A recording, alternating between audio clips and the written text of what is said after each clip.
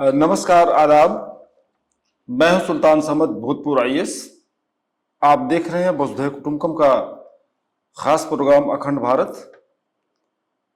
जैसा कि आप लोग अच्छी तरह जानते हैं कि वर्तमान में फिलिस्तीनी क्षेत्र गाजा और इजराइल के बीच संघर्ष चल रहा है। इजराइल ने इसे युद्ध की संज्ञा दिया है। दोनों तरफ से अब तक लगभग हजारों लोग मारे जा चुके हैं। इससे भी बड़ी तादाद में लोग घायल हुए हैं तथा लाखों लोग अपने घरों को छोड़कर इधर उधर शरण लिए हुए हैं। दोनों तरफ से आरोप प्रत्यारोप जारी है। इजराइल के लगभग 200 से ज्यादा नागरिक हमास बंदी बनाए हुए हैं। साथियों, इजराइल एक यहूदी देश है जिसकी लगभग 70-80% आबादी यहूदी है। यहूदियों की ओरिजिन और इनकी जेनेसिस और इनके प्रोसिक्यूशन के बारे में आज हम आपको विस्तार से चर्चा करेंगे कि इनकी ओरिजिन कैसे हुई। इनके साथ एंशियंट पीरियड से लगभग दूसरी-तीसरी सदी से इनके साथ जो इनका परसिक्यूशन किया गया, इनका उत्पीड़न किया गया, इनके साथ क्रूरता, बर्बरता, हिंसा, जो भी कोई चीज नहीं, कुछ भी नहीं छोड़ा गया इनके साथ जो इनके साथ न किया गया हो। आज हम सबसे पहले इसी पर हम चर्चा करना चाहेंगे। सबसे पहले हम यहूदी धर्म की ओरिजिन और उनके प्रोसिक्यूशन के बारे में चर्चा करेंगे। फ्रेंड्स, यहूदी धर्म दुनिया के प्राचीन धर्मों में से एक खास धर्म है। इसे सेमिटिक रिलीजन या सामी धर्म अथवा अब्राहमिक रिलीजन भी कहा जाता है। अब्राहमिक रिलीजन में ईसाई, मुस्लिम और यहूदी 3 धर्म आते हैं। यहूदी धर्म की ओरिजिन यरूशलेम अथवा आधुनिक फिलिस्तीन के आसपास या इजराइल के आसपास लगभग 4000 साल पूर्व मानी जाती है। यहूदी धर्म मोनोथेइस्टिक या एकेश्वरवाद, जिसे मुस्लिम तौहीद कहते हैं, में यकीन करता है। इस्लाम व ईसाई की तरह यहूदी धर्म में भी पैगंबर, एंजिल यानी फरिश्ते, आसमानी किताब, स्वर्ग, नरक, पाप पुण्य का कंसेप्ट प्रचलित है। तौरेत ईसाई धर्म का सबसे पवित्र धर्म ग्रंथ है, जिसे यहोवा ने पैगंबर मोजेज पर उतारा था, नाजिल किया था। इसीलिए इसे आसमानी किताब भी कहा जाता है। यह किताब हिब्रू भाषा में लिखी गई है। हजरत अब्राहम या इब्राहिम यहूदियों के पहले पैगंबर हैं, लेकिन प्रोफेट मोजेज सबसे ज्यादा इंपॉर्टेंट प्रोफेट हैं यहूदियों के। हजरत मूसा को यहूदी धर्म में वही मर्तबा व वही स्थान हासिल है जो क्रिश्चियनिटी में ईसा मसीह को और इस्लाम धर्म में प्रोफेट हजरत मोहम्मद को। यहूदी ईश्वर को यहोवा तथा अपने पूजा गृह को सिनेगाग कहते हैं। यहूदी मान्यता के अनुसार पहले पैगंबर अब्राहम की 2 बीवियां थीं। एक का नाम सारा था और दूसरे का नाम हाजरा। अब्राहम या इब्राहिम का टेन्योर या कार्यकाल 1997 बीसी से लगभग 1822 बीसी तक माना जाता है। इनका जन्म आधुनिक फिलिस्तीन के किसी इलाके में हुआ था, ऐसी यहूदियों की मान्यता है। लगभग 86 साल की उम्र में प्रोफेट इब्राहिम को 2 बेटे पैदा हुए। बीबी हाजरा से हजरत इस्माइल और बीबी सारा से हजरत इसहाक पैदा हुए। हजरत इसहाक हजरत याकूब, हजरत इसहाक अलैहिस्सलाम से याकूब पैदा हुए, जिन्हें जैकब या इसराइल भी कहा जाता है। बाद में इन्हीं की संतानों को बनी इसराइल कहा गया। इन्हीं के नाम पर बाद में इसराइल देश का नामकरण किया गया। जैकब या इसराइल के कुल 12 बेटे पैदा हुए। इनका भी जन्म यरूशलेम के आसपास के फिलिस्तीनी क्षेत्र में हुआ था। ये लोग 12 कबीलों में बंटकर इधर उधर जिंदगी बसर कर रहे थे। बाद में ये माइग्रेट करके मिस्र जा बसे।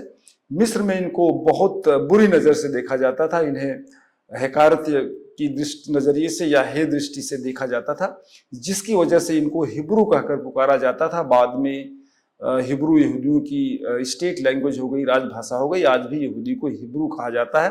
बाद में इन्हीं 12 कबीलों में से हजरत मूसा या मोजेज पैदा हुए। हजरत मूसा एक ईश्वरवाद में विश्वास कर या तौहीद में विश्वास कर इसकी तबलीग व प्रचार प्रसार करते थे। इस वक्त मिस्र का बादशाह फरोआ था, जिसे फिरौन कहा जाता है, जो खुद को खुदा मानता था, भगवान मानता था। मूसा की विचारधारा से नाराज होकर फिरौन ने इनको इनके कत्ल का फरमान जारी कर दिया और साथ ही साथ देश निकाला का फरमान भी जारी किया। चूंकि मूसा एक ईश्वरवाद में विश्वास करते थे, वो फिरौन को दुनिया का बादशाह मानते थे, लेकिन आखिरत का बादशाह और यहोवा को मानते थे, अल्लाह को मानते थे। इसी विचारधारा से फिरौन इनसे नाराज था। मूसा जान बचाने के लिए आज के मक्का मदीना वाले क्षेत्र में प्रस्थान कर गए। इस क्षेत्र को माउंट हिराब कहा जाता है। इसी माउंट हिराब में मूसा को एक फरिश्ता मिला था, जो जलती हुई झाड़ी से बात कर रहा था, इनको उपदेश दे रहा था। इसीलिए इस फरिश्ते को, एंजल को स्पीकिंग फ्रॉम द बुश कहा जाता है। इस एंजल ने मूसा को यहोवा द्वारा दिया गया आदेश बताया, संदेश बताया और कहा कि यहोवा का फरमान है, आदेश है कि आप मिस्र जाओ, जहां तुम्हारे पूर्वजों और तुम्हारी संतानों का उत्पीड़न किया जा रहा है, उनके ऊपर जुल्म सितम किया जा रहा है, अत्याचार किया जा रहा है। उनको लेकर अपनी मातृभूमि इस्राइल वापस लौट जाओ और वहीं पर रहकर ईश्वर की पूजा पाठ करो, यहोवा की पूजा पाठ करो। मूसा यहोवा के इस आदेश को मानकर अपने भाई हारून को साथ लेकर मिस्र आ गए, जहां उन्होंने पूरी बात बादशाह वक्त फिरौन को बताई।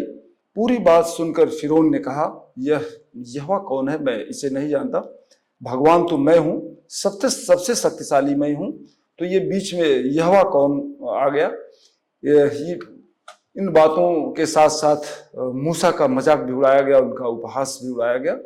लेकिन मूसा यहोवा के हुक्म, उनका जो आदेश था, उसका प्रचार प्रसार करना जारी रखा। और साथ ही साथ मोजेस ने यहोवा से यह भी दुआ किया, यह भी प्रार्थना किया कि जो कौम ईमान नहीं लाई है, जो कौम इधर उधर भटकी हुई है, उनको रास्ते पर लाओ और एक ईश्वर की पूजा, ताकि वो ईश्वर की पूजा अर्चना करना शुरू करें।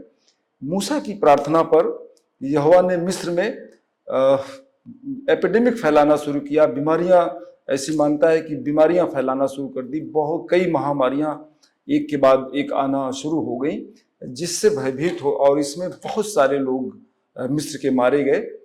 भयभीत होकर डर बस फिरौन ने मूसा को कहा कि तुम अपने पूर्वजों के और संतानों के साथ अपनी मातृभूमि जा सकते हो।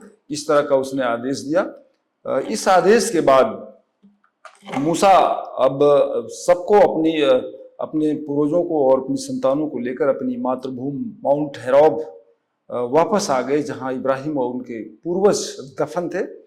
इसी स्थल पर जो सबसे रिमार्केबल बात है कि इस स्थल पर वापस होने के बाद यहोवा यानी गॉड ने मूसा को 10 उपदेश दिए, जिसे यहूदी 10 कमांडमेंट कहते हैं। यहूदी इसको बड़ी श्रद्धा और विश्वास के साथ मानते हैं, ये उनका सबसे पवित्र उपदेश है। यहोवा ने मूसा को यह भी आदेश दिया कि इन आदेशों को, इन कमांडमेंट को एक तख्ती पर लिखकर इसे एक बॉक्स में सुरक्षित किया जाए। साथियों, यहीं पर यहोवा ने मूसा व उसकी संतानों के लिए, जो आज झगड़े का विषय बना हुआ है, डिस्प्यूट का कारण बना हुआ है, इसी स्थान पर ऐसे यहूदियों की मानता है कि यहोवा ने मूसा को और उनकी संतानों के लिए इसी क्षेत्र के आसपास जमीन देने का वादा किया था और बसाने का वादा किया था, जिसे यहूदी प्रॉमिस्ड लैंड कहते हैं। इस प्रॉमिस्ड लैंड में आधुनिक इजराइल, फिलिस्तीन और इसके आसपास के तमाम इलाके आते हैं। इसी को यहूदी प्रॉमिस्ड लैंड कहते हैं और इसको हासिल करने के लिए आज भी यहूदी प्रयासरत हैं। यह कुछ भारत के अखंड भारत जैसा कंसेप्ट है। इसी तरह इनका प्रॉमिस्ड लैंड है। इसी क्षेत्र में मूसा की संतानें रहने लगी।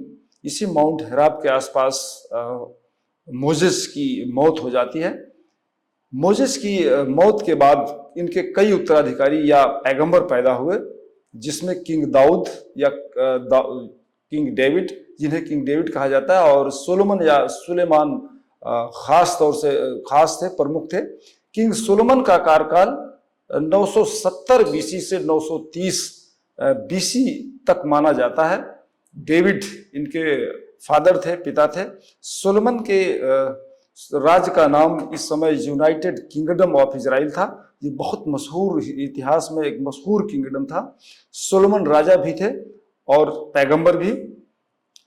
साथियों, यहीं से यहूदी धर्म का इतिहास शुरू होता है। सोलोमन के साथ साथ ऐसी यहूदियों की मानता है कि सोलोमन को यहोवा द्वारा मूसा को दिए गए 10 कमांडमेंट्स वाला बॉक्स प्राप्त हुआ था, जो सोलोमन को उनके पिता किंग डेविड द्वारा दिया गया था। अपने पिता की विल के मुताबिक या उनकी इच्छा के मुताबिक किंग सोलोमन ने यरूशलेम में एक पूजा घर का निर्माण कराया था, और इसी दीवार में इस बॉक्स को स्थापित किया था। इस पूजा गृह को फर्स्ट टेम्पल या सिनेगाग कहा जाता है। जैसा कि मैं पहले अर्ज कर चुका हूं कि यहूदियों के पूजा घर को सिनेगाग कहा जाता है, जैसे ईसाइयों के वर्शिप प्लेस को चर्च कहा जाता है, मुसलमानों की मस्जिद कही जाती है, और इस सिखों की गुरुद्वारा कहा जाता है। उसी तरह इस यहूदियों के पूजा गृह को सिनेगाग कहा जाता है। इसी स्थान के पास किंग सोलोमन बैठकर जस्टिस करता था। सोलोमन जस्टिस आज भी मशहूर है, हम इसको किस्से कहानियों में जरूर पढ़ते हैं। इस बॉक्स को मुस्लिम ताबूत सकीना और सिनेगाग को हैकल सुलेमानी कहते हैं। जिस जगह पर यह बॉक्स स्थापित किया गया था उसे यहूदी Holi of the Holi places या पवित्र से पवित्रतम स्थान कहते हैं। इस प्रकार यहूदियों का यह टेम्पल 10वीं शताब्दी ईसा पूर्व में बनाया गया था, जो एक हिस्ट्री है, इतिहास है, प्रोटो हिस्ट्री नहीं है। इस तरह यहूदियों का इतिहास लगभग 10वीं शताब्दी ईसा पूर्व से शुरू होता है। ये रही इस यहूदियों के ओरिजिन की कहानी, कैसे इनकी ओरिजिन हुई, कैसे इनका फर्स्ट टेम्पल बना, और कब कैसे कैसे यहूदी यहाँ आकर पूजा करते थे, इसके बारे में नटसेल में हमने आपको जानकारी देने का प्रयास किया। आइए अब हम इस एपिसोड में इस पॉइंट्स पर डिस्कस करते हैं कि इनके उत्पीड़न का जो परसिक्यूशन है कैसे शुरू होता है, और जो 20वीं शताब्दी तक चलता रहा, इसके बारे में भी हम आपको जानकारी देने की कोशिश करते हैं। फ्रेंड्स, 720 इस ईसा पूर्व के आसपास, यानी 720 बीसी के आसपास इजराइल किंगडम पर मेसोपोटामिया ने हमला किया और लूटपाट की गई। लेकिन इस समय फर्स्ट टेम्पल को तोड़ा नहीं गया, इसे थोड़ा क्षतिग्रस्त किया गया था, लेकिन कंप्लीटली इसको डिमोलिश नहीं किया गया था। इसके बाद 586 बीसी में इजराइल किंगडम पर बेबीलोनिया ने हमला कर इस सोलोमन द्वारा निर्मित फर्स्ट टेम्पल को कंप्लीटली पूरी तरह से डिस्ट्रॉय कर दिया गया, और इस पर बेबीलोनिया ने कब्जा कर लिया और सारे यहूदियों को वहां से खदेड़ दिया गया। कब्जा करने के बाद हैकल सुलेमानी और ताबूत सकीना दोनों गायब हो गए, जो आज तक रहस्य बना हुआ है। आज तक इनको ढूंढने का प्रयास किया जा रहा है। एक बार यहूदियों के पक्ष में फ्रेंड्स परिस्थितियां फिर बदलती हैं। 539 बीसी के आसपास पर्शियन किंग साइरस ने बेबीलोनिया को हराकर इजराइल किंगडम पर कब्जा कर लिया। साइरस ने यहूदियों पर दया दृष्टि अपनाते हुए उसी पुराने स्थान पर दोबारा मंदिर या सिनेगाग बनाने का फरमान जारी किया। इसके फरमान के बाद 516 बीसी में उसी स्थान पर फर्स्ट टेम्पल की जगह दोबारा नया सिनेगाग बनाया गया, जिसे सेकंड टेम्पल कहा जाता है। 63 बीसी में रोमन इंपायर ने पर्शियन को हराकर यरूशलेम पर दोबारा कब्जा कर लिया। रोमन किंग जूलियस सीजर ने 44 बीसी के आसपास अपनी सीनेट में एक प्रस्ताव पास कराकर इजराइल या यरूशलेम को रोमन साम्राज्य के तहत एक फ्री स्टेट, स्वतंत्र राज्य का दर्जा दिया। साथ ही साथ एक यहूदी धर्म के मानने वाले व्यक्ति को राजा बनाया, वहां का प्रशासक बनाया, जिसे इतिहास में किंग हेरोड कहा जाता है। इजराइल को अब यहूदा या जूडा किंगडम के नाम से पुकारा जाने लगा। फ्रेंड्स, किंग हेरोड कंस्ट्रक्शन प्रेमी था, स्थापत्य कला का घोर प्रेमी था। इसने 3 महत्वपूर्ण इमारतों या स्थलों का निर्माण कराया। इसका कार्यकाल लगभग 37 बीसी ईसा पूर्व से 4 बीसी तक माना जाता है, और इसी के कार्यकाल में, इसी के टेन्योर में लास्ट में 4 बीसी में जीसस क्राइस्ट का पैदा हुए थे। इसके बारे में हम किसी फर्दर एपिसोड में डिटेल से डिस्कशन करेंगे। साथियों, यहाँ तक लगभग 400 साल तक सब कुछ ठीक ठाक चलता रहा, लेकिन इसके बाद एक बार परिस्थितियां फिर बड़ी तेजी से बदलती हैं, और यहीं से शुरू होता है यहूदियों के उत्पीड़न का इतिहास, इनके साथ क्रूरता और बर्बरता का इतिहास। लगभग पहली शताब्दी में 66 एडी के आसपास रोमन एम्पायर और यहूदियों के बीच जो रिलेशन 300 साल से चला रहा था वो खराब होने लगा। हालात इस कदर बदतर हो गए कि 70 एडी में रोमन किंग टाइटस ने यरूशलेम पर हमला कर 516 बीसी में पर्शियन किंग साइरस के वक्त में निर्मित सेकंड टेम्पल को पूरी तरह से ध्वस्त करा दिया, इसको डिस्ट्रॉय करा दिया। और 135 एडी तक आते आते इजराइल क्षेत्र से सारे यहूदियों को खदेड़ दिया गया, भगा दिया गया। इस समय कुछ और ऐसी घटनाएं घटी जिनका असर सदियों तक चलता रहा। सदियों ने खता की और लम्हों ने खता की और सदियों ने सजा पाई, और इसका हजारों साल तक यहूदी इसके उत्पीड़न और जुर्मों सितम का शिकार होते रहे। लास्ट में यहूदियों के उत्पीड़न और हिंसा तथा उनके ऊपर जुल्म सितम की एक ऐसी कहानी, ऐसी कभी न खत्म होने वाली शुरुआत हुई, जो लगभग 2000 साल तक 20वीं सदी में सेकंड वर्ल्ड वार तक चलती रही। यहूदी लगभग 600 साल तक यरूशलेम या इजराइल से भागकर पूरी दुनिया में इधर उधर बस गए, लेकिन यहूदी जहां भी रहे यरूशलेम की तरफ मुंह करके पूजा अर्चना करते थे। इनकी आस्था और श्रद्धा अभी भी यरूशलेम से जुड़ी थी, बनी हुई थी।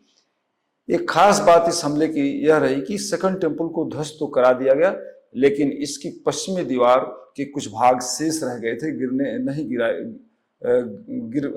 डिस्ट्रॉय हो पाए थे, जो आज भी मौजूद हैं, जिसे वेस्टर्न वॉल कहा जाता है। यहूदियों की आस्था है कि इसी दीवार के नीचे 10 कमांडमेंट्स वाली बॉक्स या संदूक रखी हुई है, और इसी दीवार के नीचे यहूदियों का सबसे पवित्रतम स्थल, जिसे Holi of the Holi places कहा जाता है, स्थित है। यहूदी आज भी इसी स्थान पर पूरी दुनिया से आकर पूजा अर्चना करते हैं। यही यहूदियों के लिए, यह स्थल यहूदियों के लिए सबसे पवित्र स्थल माना जाता है। जैसे इस्लाम धर्म में मक्का मदीना, उसी तरह का दर्जा यहूदियों के लिए इस स्थान को प्राप्त है। यरूशलेम या इजराइल से यहूदियों को भगाने के बाद रोमनों ने इस क्षेत्र का नाम पैलेस्टाइन रख दिया था, जो बाद में फिलिस्तीन कहा जाने लगा। इस तरह आज के पैलेस्टाइन या फिलिस्तीन का नाम पहली सदी में रोमनों ने रखा था, जबकि इजराइल का नाम लगभग 9वीं-10वीं सदी ईसा पूर्व में 1000 साल पहले किंग सुलेमान के समय रखा गया था। उल्लेखनीय है कि जेरूशलेम नामक शहर किंग डेविड, जो किंग सोलोमन के फादर थे, उनके द्वारा लगभग 10वीं-11वीं सदी में बसाया गया था। किंग डेविड का कार्यकाल लगभग 1011 से 1041 से 971 ईसा पूर्व माना जाता है। वर्तमान में यहूदियों के पास उपरोक्त सिनेगाग न होकर इस स्थल पर सिर्फ वेस्टर्न वॉल बची हुई है। किंग हेरोड द्वारा बनवाए गए चबूतरों पर, जिसे माउंट टेम्पल कहा जाता है, वर्तमान में इसके दक्षिण में मस्जिद अल अक्सा खड़ी है। चबूतरे के बीचों बीच Dome of the Rock and Dome of the Chain बनी हुई है, जिसे मुसलमान कुव्वतुल सखरा कहते हैं। यह एक सुनहरे गुंबद वाली इमारत है, जिसके अंदर एक विशाल पत्थर की चट्टान रखी हुई है। मुसलमानों की ऐसी आस्था और ऐसा अकीदा है कि 621 एडी में हिजरत के पूर्व प्रोफेट मोहम्मद मक्का से इस यरूशलेम आए थे और इसी चट्टान पर चढ़कर स्वर्ग के लिए रवाना हुए थे और यहीं से बुराक ने उड़ान भरी थी। इसे मुस्लिम हिस्ट्री में मैराज कहते हैं या नाइट जर्नी कहा जाता है। आज यहाँ साथियों, आज इस स्थल पर न तो सेकंड टेम्पल है और न यहोवा द्वारा मूसा को दिया गया 10 कमांडेंट वाला बॉक्स। यहूदी आज भी इसके लिए रंज और गम का इजहार करते हैं। ये इनके प्रोसिक्यूशन की एक पहली तस्वीर थी, पहली झांकी थी। इसके बाद रोमन किंग टाइटस द्वारा सेकंड टेम्पल ध्वस्त किए जाने तथा यहूदियों को वहां से खदेड़ने के बाद 4वीं सदी में Roman king Constantine the great के समय में स्थिति और खराब हो जाती है। इसका टेन्योर लगभग 4वीं सदी में माना जाता है। यह ईसाई धर्म से बेहद मुतासिर था, प्रभावित था। इसने पूर्वी रोमन क्षेत्र में एक शहर बसाया था और जिसे बाद में कुस्तुनतुनिया कहा गया, जिसका नाम पहले कॉन्स्टेंटाइन रखा गया, बाद में ये कुस्तुनतुनिया हो गया और वर्तमान में इसे इस्तांबुल कहते हैं, जो तुर्की की राजधानी है, कैपिटल है। किंग कॉन्स्टेंटाइन ने ही कुस्तुनतुनिया को 330 एडी में पूर्वी रोमन साम्राज्य की राजधानी बनाया था, जिसे बाइजेंटाइन एम्पायर कहा जाता है। इसने 330 एडी में एक फरमान जारी करते हुए यहूदी धर्म मानने को अपराध घोषित कर दिया। इससे यहूदियों की स्थिति और ज्यादा खराब हो गई। जो बचे खुचे यहूदी थे वो खौफ व दहशत बस यहूदी धर्म को मानने से इनकार कर दिया और कोई भी शख्स यहूदी धर्म को मानने से बचता रहा। लगभग 380 एडी में रोमन किंग्स ने ईसाई धर्म को राजधर्म, स्टेट रिलीजन घोषित कर दिया। अब यरूशलेम में यहूदियों के प्रवेश को कंप्लीटली, पूर्ण रूप से बैन कर दिया गया। यह स्थिति लगभग 7वीं सदी के मध्य तक बनती रही और पूरी दुनिया के और यहूदी अब पूरी दुनिया में भागकर इधर उधर शरण लेने को मजबूर हुए। इसके बाद 7वीं सदी में स्थिति एक बार फिर चेंज होती है। इस समय 7वीं सदी में लगभग 638 एडी में इस्लामी साम्राज्य के खलीफा उमर ने बाइजेंटाइन साम्राज्य को हराकर यरूशलेम पर कब्जा कर लिया और अब यरूशलेम में ईसाई धर्म की जगह इस्लाम धर्म स्थापित हो गया। मोहम्मद उमर ने रोमनों द्वारा लगाए गए प्रतिबंध को समाप्त कर यहूदियों को यरूशलेम में आने, बसने और पूजा पाठ करने की इजाजत दे दिया। अब यहूदी फिर यरूशलेम में पूरी दुनिया से आकर बसने लगे, पूजा पाठ करने लगे और अपने धर्म स्थल के आसपास इनका जमावड़ा होने लगा। हजरत उमर के बाद, खलीफा उमर के बाद उमैया, अब्बासी और उस्मानी यानी टर्की खलीफाओं के समय भी स्थिति यही बनी रही और पूरे दुनिया से यहूदी यहाँ आकर बसने लगे। क्रूसेड के समय में कुछ 100-150 सालों तक इस पर ईसाइयों का कब्जा था, क्योंकि ईसाई क्रूसेड के बारे में हम अलग से किसी दूसरे एपिसोड में बात करेंगे। क्रूसेड यरूशलेम पर कब्जे को लेकर ईसाई और मुसलमानों के बीच लड़ा गया एक सीरियल वार था। इसमें लगभग 7-8 क्रूसेड हुए थे और अंत में इस क्रूसेड में, धर्म युद्ध में ईसाइयों की विजय होती है। और जो इसकी सबसे खास बात रही कि इस क्रूसेड में, इस धर्म युद्ध में यहूदियों ने मुसलमानों का साथ दिया था। अंततः जब क्रूसेड में ईसाई विजयी हुए तो ईसाइयों ने यहूदियों और मुसलमानों का काफी संख्या में जिनोसाइड किया, नरसंहार किया और एक बार फिर ईसाई यहूदी भागकर इधर उधर दुनिया में शरण लेने के लिए मजबूर हुए। ये इनका फर्स्ट जिनोसाइड था। साथियों, इस बारे में 1189 एडी में अयूबी खलीफा सुल्तान सलाउद्दीन अयूबी ने ईसाइयों को दोबारा हराकर यरूशलेम पर कब्जा कर लिया और अब मुसलमानों का कब्जा यरूशलेम पर लगभग 19वीं-20वीं सदी तक जारी रहा, फर्स्ट वर्ल्ड वार के एंड तक। इसके बारे में हम बाद में चर्चा करेंगे। 19वीं सदी में स्थितियां एक बार फिर खराब होना शुरू हो गई। 20वीं सदी के मध्य तक आते आते द्वितीय विश्व युद्ध 1939 और 1944 तक के दौरान 1945 तक के दौरान यहूदियों के साथ जो कुछ भी हुआ वह न तो कभी इतिहास में हुआ था और न अब ऐसा होना संभव है। इस समय पूरी दुनिया में यहूदियों की कुल आबादी लगभग 1,70,00,000 के आसपास थी, जिसमें से सिर्फ 90 लाख यहूदी यूरोप में रहते थे और इन 90 लाख यहूदियों में लगभग 60 लाख यहूदियों को हिटलर की सेना ने कंसंट्रेशन कैंपों, गैस चैम्बरों और भूख प्यास से तड़पाकर मार डाला था, गोलियों से भून डाला था। इसमें लगभग इन 60 लाख यहूदियों में लगभग 13 से 15 लाख मासूम बच्चे थे, रोगी थे। इससे भयावह, इससे क्रूरता और निर्दयता इस पूरे हिस्ट्री में कभी नहीं मिलती और ये इनके प्रोसिक्यूशन की दूसरी शुरुआत थी। हुआ यूं कि यह इसके बारे में हम थोड़ा सा विस्तार पूर्वक आपको जानकारी शेयर करना चाहेंगे। हुआ यह था कि 19वीं सदी में धीरे धीरे यहूदियों के विरुद्ध पूरे यूरोप में एक ऐसी विचारधारा ने जन्म लेना शुरू किया जिसे एंटीसेमिटिज्म कहा जाता है। इसका शाब्दिक अर्थ होता है यहूदियों का उत्पीड़न और संहार तथा उनकी हिंसा करना।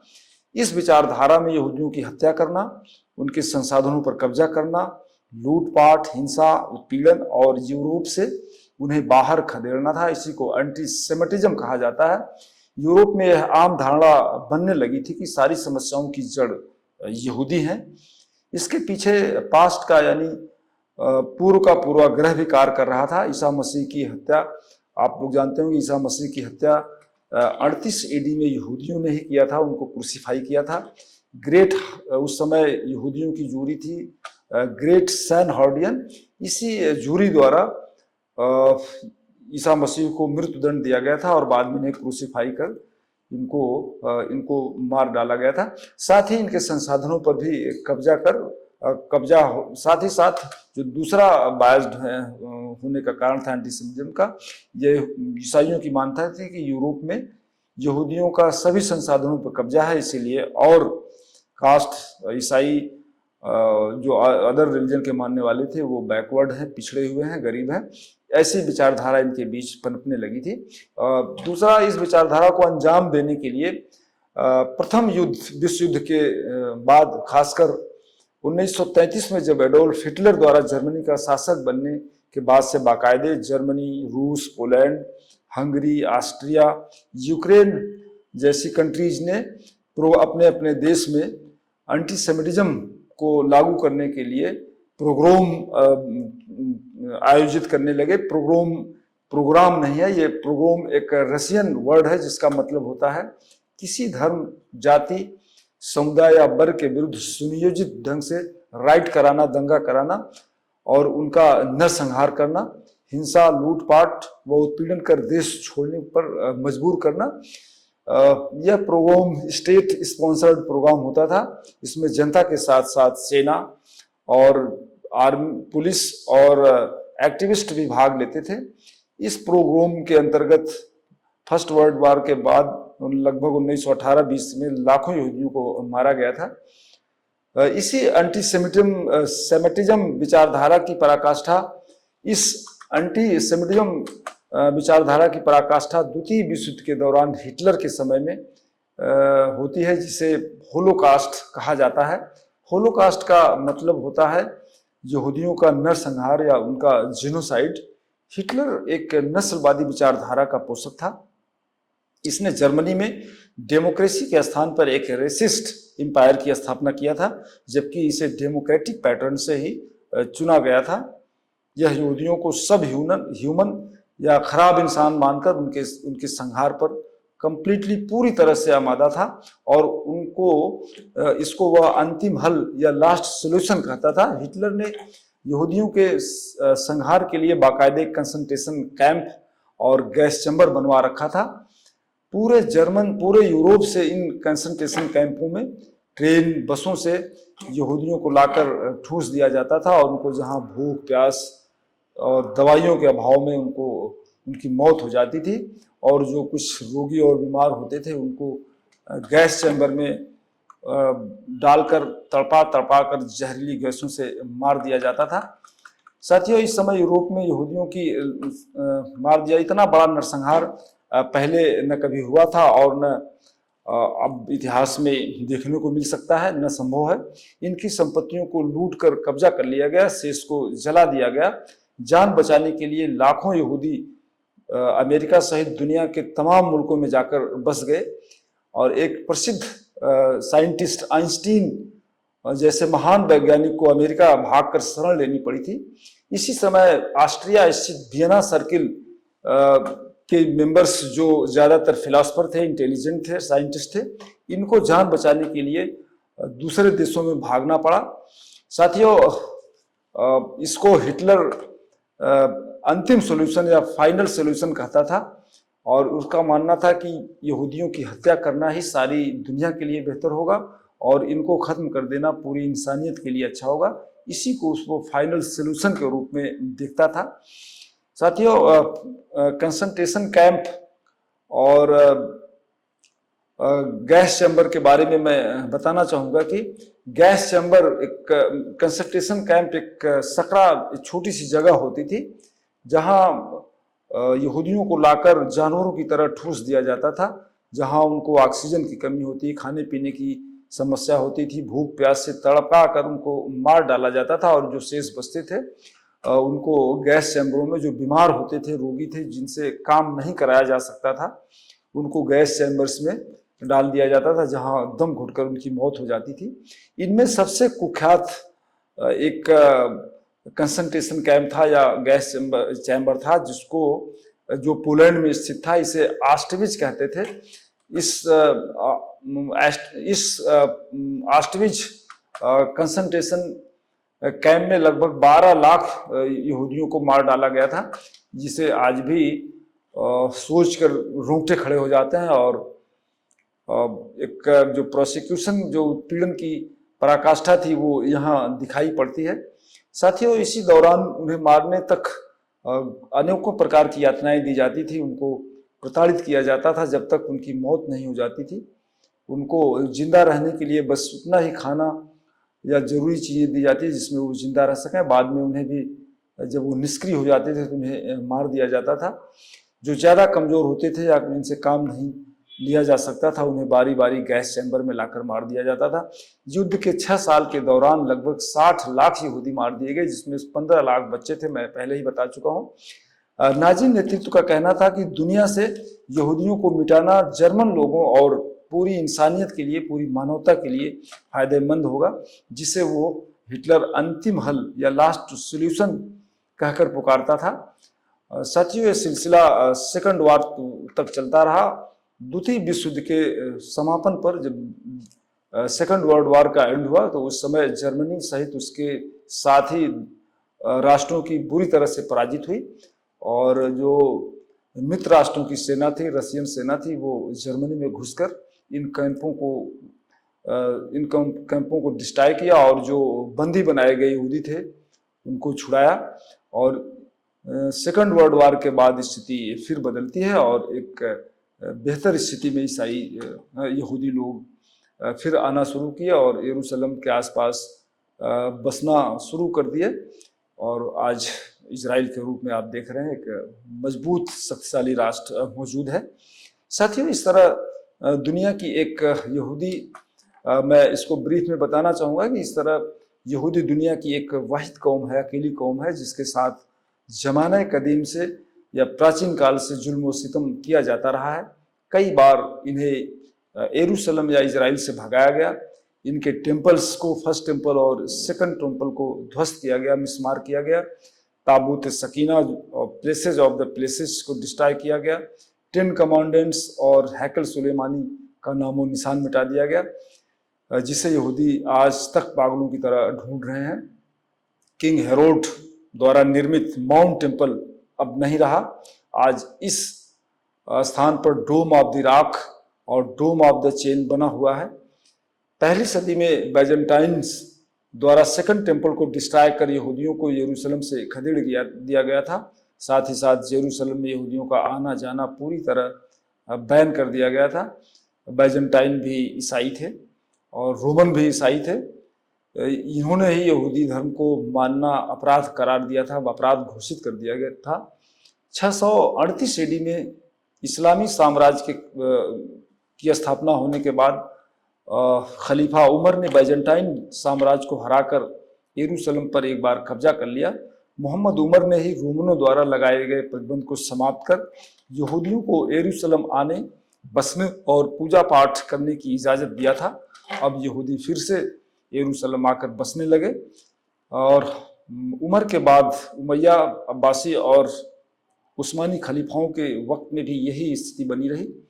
9वीं और 20वीं सदी में यहूदियों पर होने वाले जुल्म और सितम की एक ऐसी नई इबारत यूरोप में, खासकर रेसिस्ट जर्मनी हिटलर द्वारा लिखी गई, जो इतिहास की न मिटाने वाली अब तक की ऐसी क्रूर और बर्बर घटना है जिसे सोचकर आज भी इंसानियत शर्मसार हो जाती है।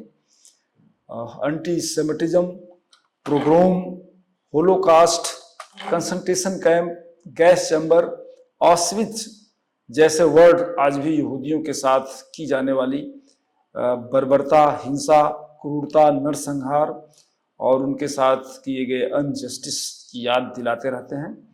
अब आप फ्रेंड्स, अब आप अच्छी तरह समझ गए होंगे कि यहूदियों को किस तरह से उत्पीड़ित किया गया, कैसे कैसे उनके साथ क्रूरता और बर्बरता की गई, उनके प्लेसेस, वर्शिप प्लेसेस को, सिनेगाग को कब कब डिस्ट्रॉय किया गया, कब कब जेरूशलेम से उनको खदेड़ा गया। और इंतहा तो है, पराकाष्ठा तो उस समय हुई जब सेकंड वर्ल्ड वार यानी जर्मनी में हिटलर का शासन आता है और उस समय लाखों यहूदियों को गैस चैम्बरों में डालकर भून दिया गया, गोलियों से मार दिया गया। ये उनके उत्पीड़न की कहानी बयां करते हैं। साथियों, इनको यहूदियों को उत्पीड़न करने वाले कोई और नहीं, ये रोमन्स और बाइजेंटाइन्स ईसाई थे, नाजी जर्मन थे। साथियों, आज के इस एपिसोड में बस इतना ही। अब आप पूरी तरह समझ गए होंगे कि यहूदियों को किस तरह से प्रताड़ित किया गया, उनको परसिक्यूट किया गया, उनके साथ जाति, बर्बरता और क्रूरता की गई। अगले एपिसोड में हम यह बताने का प्रयास करेंगे कि सदियों से चला आ रहा यहूदी और ईसाई विवाद 19वीं 20वीं सदी में कैसे यहूदी बनाम इस्लाम हो जाता है, इस बारे में हम विस्तार पूर्वक आपको अगले एपिसोड में बताने का प्रयास करेंगे। साथियों, आज के एपिसोड में बस इतना ही। अगर आपको इस वीडियो के माध्यम से वैल्यूएबल जानकारी मिली हो तो आप इस वीडियो को फॉरवर्ड और लाइक, सब्सक्राइब करना न भूलिएगा। बहुत बहुत धन्यवाद। जय हिंद, जय भारत।